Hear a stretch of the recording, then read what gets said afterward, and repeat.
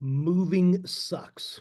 Moving sucks. This has been a video that I've wanted to do for some time. Let's just go down the list. I'm sure you have lists, but being in the business 30 years, making a number of moves in my life, you have to sell your home. You have to decide on the agent. You have to keep it clean for showings and leave for showings, and then the inspection and all the paperwork, the negotiations, then the inspection negotiations back and forth. I mean, that's just getting your house sold. We haven't even talked about buying. Buying, you have to find what you want. You have to agree, right? You have to agree on what you want. Then you have to find what you want after deciding on and finding an agent.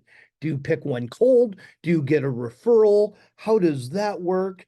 Um, then you look for and find a home.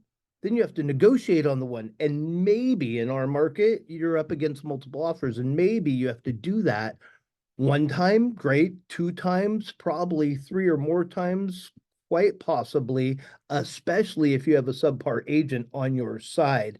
But we haven't even talked about moving. We've talked about selling the house and buying another house. But then you have packing, you, the kids, your spouse, the kitchen, the garage, all the extras, all the stuff. You've been there, what, 5, 10, 20, 30 years?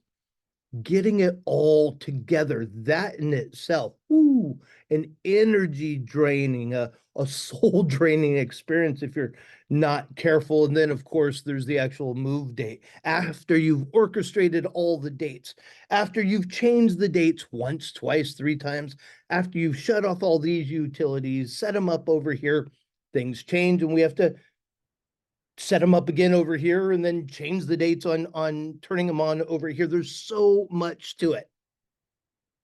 Please do me a favor.